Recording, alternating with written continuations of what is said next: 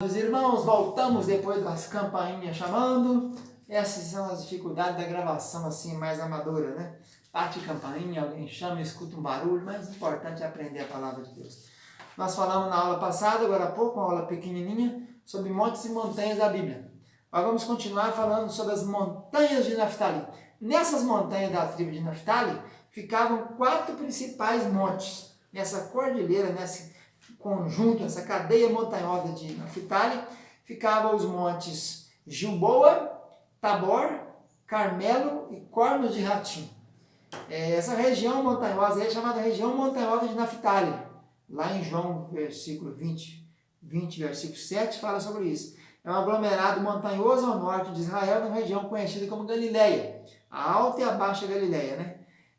Antigamente, nesse local aí, eram as tribos de Aser, Zebulon, Issacar e Naftali. Mais ou menos é um planalto que tem um limite com a planície de Esdraelon, o planície de Megido. Na Alta Galileia, os montes de Naftali alcançam até 1.200 metros sobre o mar. O mar, no caso, o mar da Galileia, né? A principal característica das montanhas de Naftali é a mistura de monte, vale, fenda, barranco, uma série de acidentes. É bastante fértil, tem bastante riqueza. A Galileia é o lugar mais fértil da Terra Santa, né? Chamada também de Galileia dos Gentios, em Isaías 9 e Mateus 4. Então, Jesus passou grande parte do ministério dele na Galileia, mais ou menos 18 meses, né? Então, vamos iniciar falando agora sobre o primeiro monte dessa cadeia de Naftali, que é o Cornos de Ratim. Ratim é H-I-T-I-M, não é rato, né? É Ratim, H-I-T-I-M. Os montes de Naftali. A região, já falei sobre a região, tal. Então, Cornos de Ratim ficava no noroeste da Galileia. Noroeste é o norte com o oeste. Então, para cá. Noroeste da Galileia.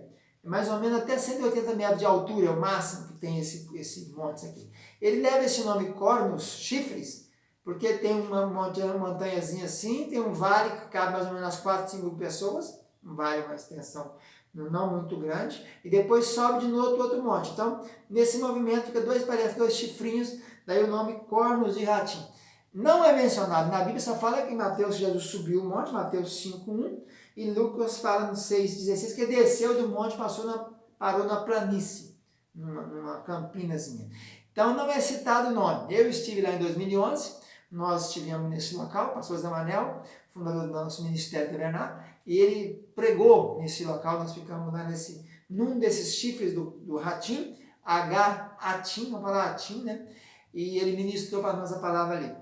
É formado assim na meia-lua ao redor do mar. E fica assim, né, o mar da Galileia aqui, mais ou menos a meia-lua ao redor do mar. Tem 2 picos em forma de chifrezinho, por isso que leva esse nome. Mas ali aconteceu as famosas bem-aventuranças, chamadas lá hoje do Monte das Bem-aventuranças, Mateus 6:28. Todo mundo conhece lá por esse nome, Monte das Bem-aventuranças. Agora, o segundo monte que falaremos dessa cordilheira de Naftali, dessas montanhas de Naftali, é o Monte Tabor. Esse monte, a palavra Tabor, aparece 10 vezes no Velho Testamento. Ficava no território de Zebulon, limite com Issacar. É um monte que fica mais ou menos a noroeste da planície de Esdraelon, a 10 quilômetros de Nazaré e a 16 quilômetros do Mar da Galileia, né? Eu estive ministrando aqui nesse local, aqui no Tabor, e a gente vê toda a parte de baixo, assim, onde vai se acontecer ali, grande batalha, onde havia, né? Onde ocorreram no passado grandes batalhas, que é uma área bem plana embaixo. Essa elevação do Monte Tabor é mais ou menos 320 metros do vale, fica 320 metros do mar Mediterrâneo, mais ou menos, né? E 615 metros do mar da Galileia, né? Bem alto. A posição estratégica na planície de Esdraelon. Ele fica no topo aqui assim, e você vê embaixo assim toda a planície de Esdraelon. Até eu preguei lá nesse dia, em 2011, eu que ministrei a palavra, falei sobre a guerra do Har Magedon, Megido, né? Har é o monte, Har Megido, guerra do monte de Megido. Mas aconteceu aqui a famosa batalha de Baraque e Débora contra Sísera e Jabim, em Juízes capítulo 4. Aqui também aconteceu a matança dos irmãos de Gideão, em Juízes 8:18. E Salmos fala também que exultou o Senhor no Monte Tabor, né? Primeiras Crônicas 6 fala dos filhos de Merari, que estavam lá, né, que na terra da divisão das 48 cidades levíticas, uma delas foi parar aqui perto do Tabor. Tabor é entre os montes, enquanto que o Carmelo é entre os mares, né? É perto do mar, dizia Jeremias 46, 18. E Oséias também fala sobre o Monte Tabor. O Monte Tabor, então, o que destaca nele aí, o significado dele é pedreira, o nome Tabor. Os árabes chamam ele de Jebel Al-Tur, é o nome que ele tem, é um monte isolado, fica no ângulo nordeste da planície.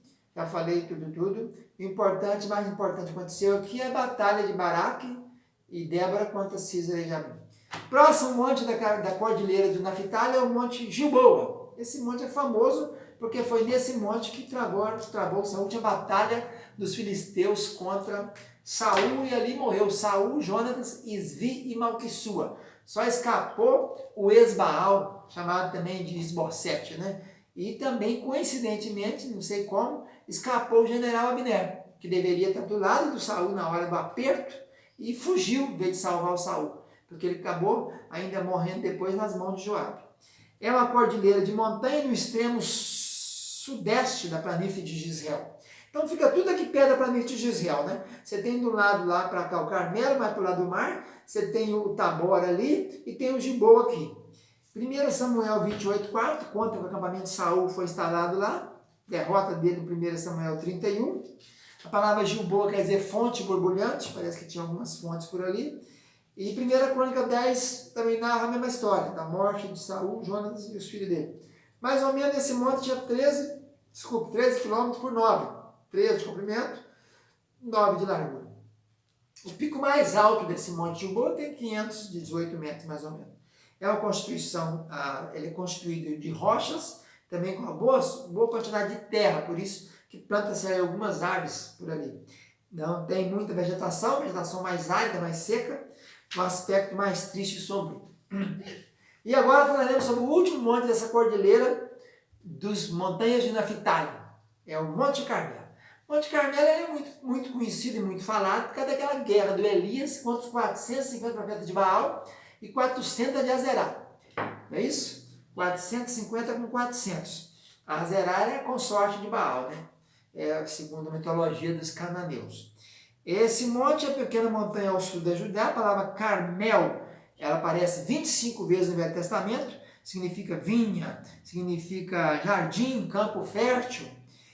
Montanha que ficava na costa do Mediterrâneo, ao norte de Israel, logo abaixo de Haifa.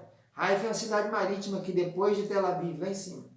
1 Samuel 15:12, que Saul fez um monumento lá, tipo uma placa, né? Um fato, um feito dele. Tinha mais ou menos 30 quilômetros de norte a sul e de 5 a 15 de largura.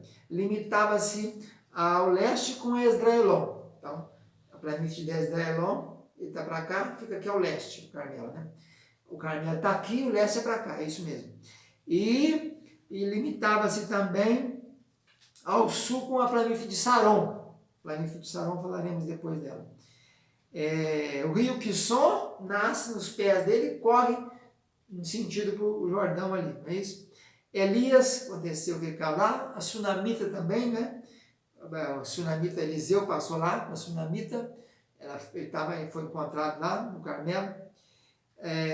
A tribo que levou essa área de terra foi a tribo de Azer, no tempo de Josué.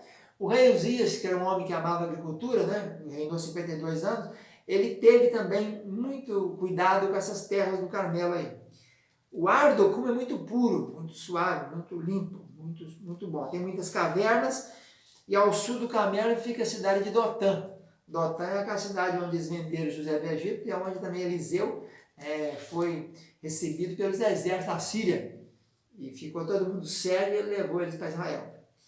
Então, as citações dele em Isaías 33 fala das suas folhas do Monte Carmelo, as árvores que caíam as folhas. 35, Isaías fala do esplendor do Carmelo. Jeremias fala que o Carmelo fica perto do mar. E Amós fala também sobre o cume, o pico do Carmelo, né? E Miqueias fala que é uma terra fértil. E também tem uma referência a Naum. Então é isso aí, nós estudamos os 4 principais montes das cadeias de Naftali, que é os cornos de Ratim, Monte das Bem-aventuranças, o Monte Tabor, que é onde houve aquela famosa guerra de Sísera, de Baraque, com Débora contra Sísera e Jabim, o Monte Gilboa, falamos da queda de Saul, e o Monte Carmelo de Elias contra os profetas de Baal e Azerá. Fica na paz, tchau, tchau, amados.